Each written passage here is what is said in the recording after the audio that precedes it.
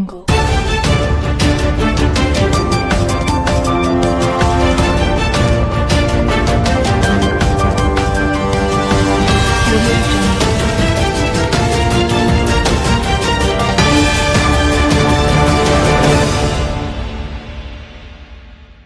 Eh bien, écoutez, je vais vous raconter l'histoire. Allez, on va prendre une société comme Apple. Oui. Des fleurons américains. Hein. Oui. Elle fait sa recherche et ce développement aux États-Unis. Puis ensuite, elle trouve des usines qu'elle possède pas, mais à qui elle donne ça en sous-traitance, qui va faire les téléphones. D'accord. En Chine. Et le téléphone en Chine, il coûte à peu près $100 à Apple. Et ensuite, alors, aux États-Unis, il coûte $1000. Ah oui, d'accord. Différentiel intéressant, oui. C'est déjà pas mal. Donc, Oui. dans un pays normal, une société normale, les téléphones partiraient de Chine, ils iraient aux États-Unis. Apple gagnerait, mettons, $800 par téléphone, avec tous les frais.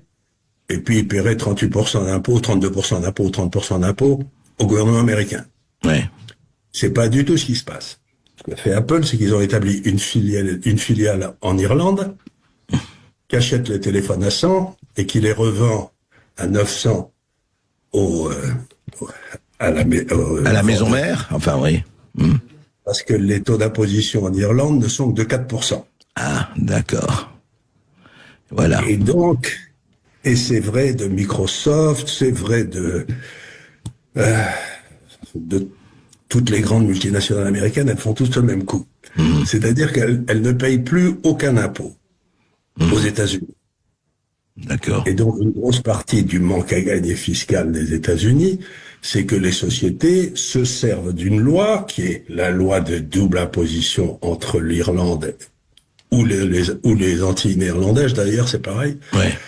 et les États-Unis, pour ne pas payer d'impôts. Donc, ces sociétés gagnent de l'argent gros comme elles, ont des marges pas possibles, et payent des impôts nulle part. Et ce brave Trump, il va pas monter les impôts sur les sociétés américaines parce que c'est pas la bonne idée, parce que il attraperait celle-là, mais il attraperait toutes les autres aussi, et les autres, elles n'ont rien fait de mal, si j'ose dire. Ouais. Je dis pas que c'est mal, c'est légal, hein. Oui, tout à fait. Tout à fait. Donc, à ce moment-là, ce qu'il fait, c'est qu'il dit, je vais reprendre ma livre de chair, je vais augmenter les impôts sur tout ce qui est apporté aux États-Unis. Si je mets les impôts sur les téléphones importés à 25%, je gagnerai à peu près ce que j'aurais fait si c'était venu directement. D'accord, oui. Il rattrape l'imposition irlandaise et le tour de main irlandais, quoi. Et donc, à ce moment-là, donc, vous avez des intellectuels profonds comme celui que vous avez cité au début, là, qui dit c'est le consommateur américain qui va payer. C'est vrai si c'était venu directement de la Chine mais là, ce qui va se passer, c'est qu'Apple va se poser un problème délicat. C'est est-ce que j'absorbe les 25% dans une marge de 80% ou est-ce que j'essaie de mettre mon téléphone à 1500 € ou à $1500? Non, ils vont l'absorber. Oui, ils vont pas hausser. C'est ça, parce que tout le monde dit oui, ça va être l'inflation, la récession, ça va être terrible et tout. Ça va faire baisser les marges de Microsoft, d'Amazon, il va reprendre une partie importante du pognon que ces gens-là ont détourné. C'est un abus, si j'ose dire, de ce qui s'est passé. Ces grandes sociétés multinationales américaines ont fait un abus d'intelligence comptable. Ouais, d'accord. C'est-à-dire qu'elles ne contribuent absolument plus aux dépenses communes des États-Unis. Elles se sont créées une espèce de monde où elles vendent partout, elles bénéficient de tous les avantages de tous les États, mais elles payent nulle part. C'est ça, aucun inconvénient, tous les avantages. C'est-à-dire que, voilà, le bénéfice est pour ma poche. On peut dire que la politique américaine, en particulier avec les démocrates, a été faite pour le bénéfice de Bill Gates. Oui, c'était... Donc, ce qu'il fait, c'est qu'il rattrape ça. Et donc, ça veut dire qu'il va y avoir une baisse profonde des marges, de toutes les sociétés que j'ai mentionnées, Amazon, Microsoft, tout ce que vous voulez, etc. Toutes celles qui ont ces accords de double imposition, elles vont prendre ça dans les dents. C'est-à-dire que leur cours de bourse va baisser, parce que elles seront pas rentables, mais il y en a d'États qui vont pas augmenter leur prix, parce que elles sont déjà à des niveaux de prix où il y aurait une certaine résistance du consommateur. Le débat, si vous voulez, pour ce brave Trump, c'est, vous savez, le fameux, il y a le Oui. consommateur américain, on l'appelle un peu aux États-Unis Joe Sixpack. Parce qu'il va, là, en général, ce qu'il fait, c'est qu'il s'achète, il regarde son match de football américain et il achète 6 bières en même temps. Oui, le Joe Sixpack, oui. C'est-à-dire, lui ne va pas, à votre avis, est-ce qu'il va être impacté ou au contraire? Il va rien voir du tout. Mais par contre, Bill Gates, c'est ça. Il va voir le maximum. Il va ramasser une énorme claque. Donc, que fait Trump, c'est qu'il dit, puisque vous avez trouvé des moyens astucieux de ne pas payer, je ne peux pas changer les accords entre l'Irlande et les États-Unis parce que ça prend des années à négocier. Mais par contre, je peux récupérer ça, ou une partie importante, par l'intermédiaire des droits de douane. Ouais. Il s'attaque aux recettes, de côté recettes, et il fait monter les recettes sur ceux qui, dans le fond, ne payent pas leur juste part. Ouais. C'est le moins qu'on puisse dire. Mais alors justement, Charles Gave, comment ça se passe? Parce que on sent, hier, on a tous vu les télévisions du monde entier ont montré Trump avec sa liste. Alors comment, c'est intéressant, à votre avis, dans son cerveau ou dans le cerveau de ses conseillers, Chine 34%, plus, je rappelle, ceux qui payent déjà, Union Européenne 20%, Vietnam 46%, Taïwan 32%, Royaume-Uni 10%, ça se passe comment? C'est à la louche, c'est au délit de faciès, à la tête du client ou pas du tout? Vous savez, 80 ou 90% des importations américaines doivent venir des 3 ou 4 plus gros exportateurs. Donc, vous avez le Mexique et le Canada qui sont traités à peu près convenablement. Ouais. Là, ceux-là, parce qu'ils font partie du monde américain.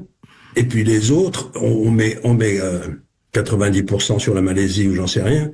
Mais il doit exporter quelques ananas, quoi. Je veux dire, c'est pas. Ouais. Oui, c'est pas fondamental. En fait, vous dites, je tape sur tout le monde et vous tapez sur les GAFA. Voilà sur ce que vous tapez.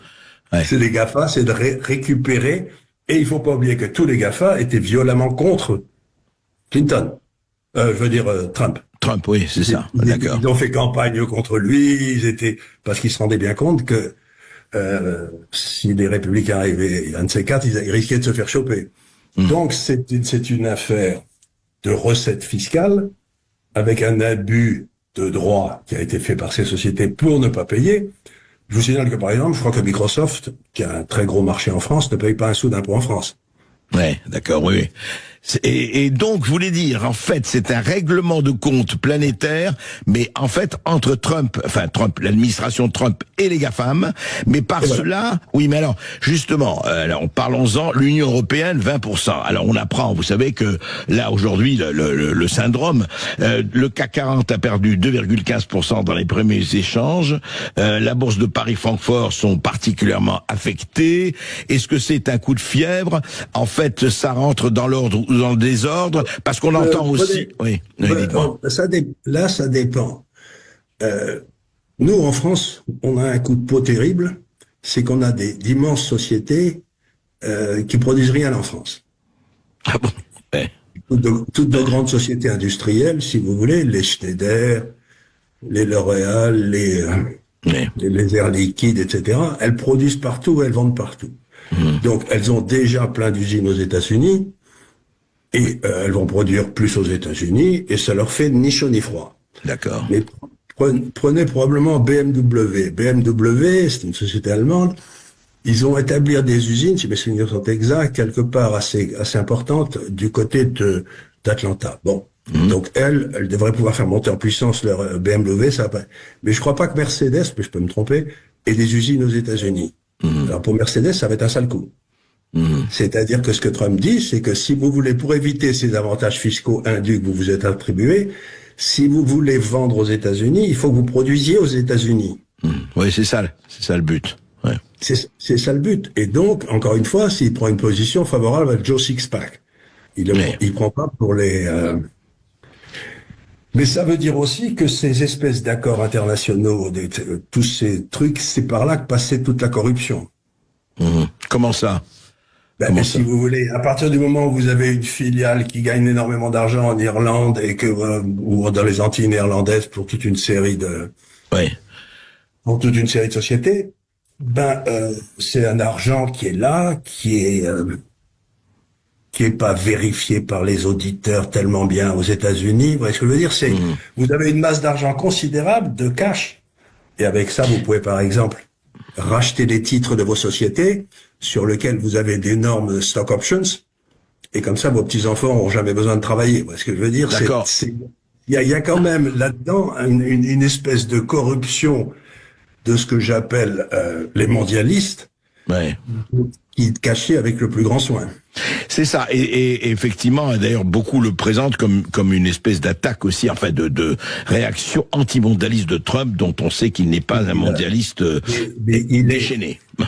Aussi curieux que ça paraisse, à mon avis, Trump, il est plutôt pour le libre-échange, mais pas pour le libre-échange qui est fait au profit des 0,1% de la population. Il faudrait que ce soit la population de base qui bénéficie Donc les gens qui vous disent que le niveau de vie va baisser aux États-Unis, c'est même pas certain, parce que s'il réussit à rétablir un semblant d'ordre budgétaire, les taux d'intérêt aux États-Unis ne vont pas monter, et du coup, le Joe Sixpack, il s'en portera mieux avec son hypothèque. Vous voyez ce que je veux dire? C'est donc, encore une fois, il faut bien voir que on nous a présenté la théorie des avantages comparatifs de Ricardo, sur lequel s'appuie le commerce international libre, comme étant ce que nous avons eu depuis 15 ans. On n'a pas eu ça depuis 15 ans. On a eu une espèce de manipulation des systèmes comptables pour permettre à un certain nombre de grandes sociétés d'avoir des rentabilités tout à fait exceptionnelles et qui étaient dues qu'à les... Donc et elles étaient devenues tellement grosses, ces sociétés, qu'elles mettaient en danger la souveraineté des États. Oui. Donc c'est un peu ce qui s'est passé avec la Standard Oil of New Jersey quand les Rockefeller dominaient le monde de l'énergie. On l'a cassé. Donc aujourd'hui, vous avez une réaction des pouvoirs politiques contre ces pouvoirs économiques qui avaient outrepassé leurs limites. D'accord. Alors Charles, de ce point de vue, quelle peut être la réaction, parce qu'il y a aussi, on entend des gens disant, écoutez, il faut répliquer, on ne se laissera pas faire comme ça. Est-ce que par rapport à, par exemple, juste pour prendre deux exemples, la Chine et l'Union européenne, est-ce que l'Union européenne, alors certains disent, vous voyez, on a vu Mélanie qui ne couvrait pas Trump, qui couvrait Trump, pardon, de fleurs du matin au soir, pas très contente, l'Angleterre très prudente, l'Allemagne aussi assez prudente. Est-ce qu'à votre avis, ce sera un peu, oui, on hurle à la mort, mais on va discuter, et disait un économiste américain, bon, vous allez voir, on n'a même pas besoin d'aller loin, parce qu'ils vont tous commencer à négocier avec Trump et lui demander quelques ristournes. Mais vous savez, Trump, c'est le meilleur joueur de bonneto que j'ai vu de ma vie. Vous connaissez le bonneto? Et ces gars qui ont des timbales avec un haricot et qui vous lèvent et puis vous dit où est le haricot sur la timbale. Ouais. Et donc Trump vous dit regardez là, il faut surtout regarder ailleurs, parce que il est en train de vous jouer un coup de bonneto. Ouais. Et qu'est-ce que c'est le coup de bonneto aujourd'hui? C'est que Trump, il met des exigences extraordinairement fortes. C'est ce qu'il dit dans son livre. Quand vous négociez, vous demandez un truc impossible dès le départ. Ouais. Il y en a l'air très méchant. Et ensuite, le type, il est tellement affolé parce que vous demandez, qu'il dit mais c'est pas possible, il pose des cris, et donc Trump accepte de baisser un petit peu comme ça, et il a plus que ce qu'il aurait demandé s'il avait demandé quelque chose de raisonnable, quoi. Qu'est-ce que je veux dire? C'est the art of the deal, quoi. C'est the art of the deal. Donc il est en train. Vous savez, c'est ce que disait Theodore Roosevelt, la diplomatie, c'est pas difficile, il faut avoir un très gros bâton et parler doucement à l'oreille des gens. Et donc, c'est ce qu'il fait. Il tape très fort, et ensuite il dit, est-ce que j'ai votre attention?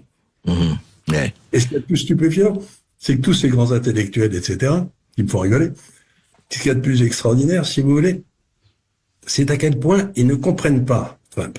Ils le prennent pour un crétin. Cet homme est arrivé, il a un problème massif, le budget, qui est dans 3 domaines. Il a attaqué en premier la Sécu, avec Musk. Tout le monde a poussé des cris en disant c'est horrible, on peut plus être corrompu tranquillement. C'est affreux. Mais enfin, qu'est-ce que c'est que ce gars-là? Il est fou, quoi, mais faut lui expliquer. C'est quand même étonnant. Et puis ensuite, il a dit à Munich, là, avec Vance, eh bien, vous savez, vous allez vous défendre tout seul, parce que nous, on en a rien à foutre, c'est plus notre problème. Cri d'orfraie. Et maintenant, il dit, et tous ces gens qui payaient pas d'impôts, qui devraient en payer, ils vont les payer par l'intermédiaire des droits de douane, c'est eux qui vont les absorber. Et ces gars-là m'expliquent que Trump est un crétin.